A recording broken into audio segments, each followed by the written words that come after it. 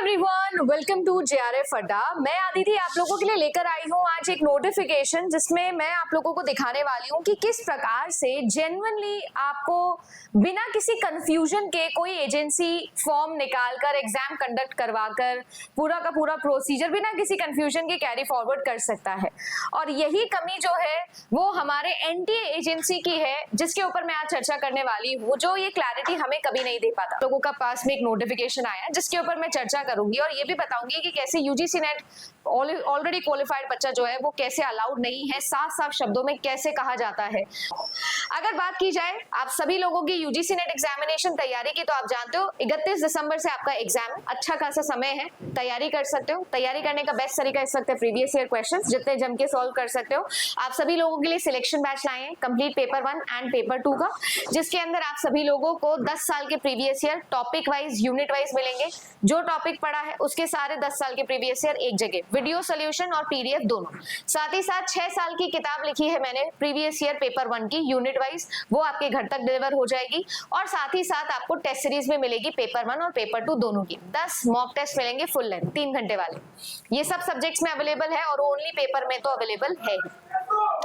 अब मैं आप लोगों को नोटिफिकेशन दिखा रही हूँ एमपी एग्जामिनेशन का। आप सभी लोगों को पता है कि कल ही आप लोगों के लिए एमपी सेट एग्जामिनेशन अनाउंस हुआ था, और एमपी सेट के साथ साथ और भी बहुत सारे ऐसे सेट एग्जामिनेशन है, जैसे अभी जे सेट आया था, झारखंड सेट आया था, और बहुत क्लैरिटी के साथ वहां पर जो है वो साफ साफ शब्दों में ये लिखा गया कि कोई भी एक ऐसा बच्चा है जिसने already UGC net examination qualify किया हुआ है, नेट जिसने क्वालिफाई किया है या इसी एमपी सेट को इसने पहले क्वालिफाई किया है, जो भी सेट एग्जामिनेशन का नोटिफिकेशन है, इस स्टेट के सेट एग्जामिनेशन को आपने पहले से क्वालिफाई किया है, तो आप इस एग्जाम में बैठने के लिए एलिजिबल नहीं है।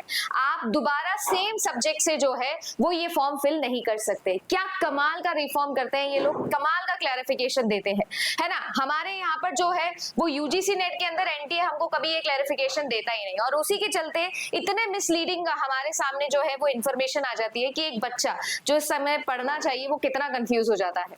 अब अगर यहाँ पर आप देखोगे तो इस आवेदन पत्र के अंदर 6 नंबर का पॉइंट आप देखिएगा कि आप जिस भी विषय में आवेदन कर रहे हैं उस विषय में अगर आप लोगों ने Madhya Pradesh slate set UGC net या फिर आप लोगों का सीएसआईआर नेट आप लोग ऑलरेडी कर चुके हैं, राइट, आप उसके लिए दोबारा फॉर्म ना फिल करें। अगर आपने नहीं किया हुआ है क्लियर तो ही आप लोग ये फॉर्म फिल करें। इसके अलावा भी देखो आपने ये बोला है कि अगर आपने अक्टूबर 2025 से पहले यूजीसी नेट या फिर ये नेट एग्जामिनेशन ये सारी जो चीजें हैं इसकी पात्रता ऑलरेडी प्राप्त कर ली है, तो आप उसी सब्जेक्ट के अंदर दोबारा से जो है वो यहाँ पर आवेदन ना करें। साफ साफ शब्दों में क्लैरिटी के साथ हम लोगों को ये चीज बताई गई है।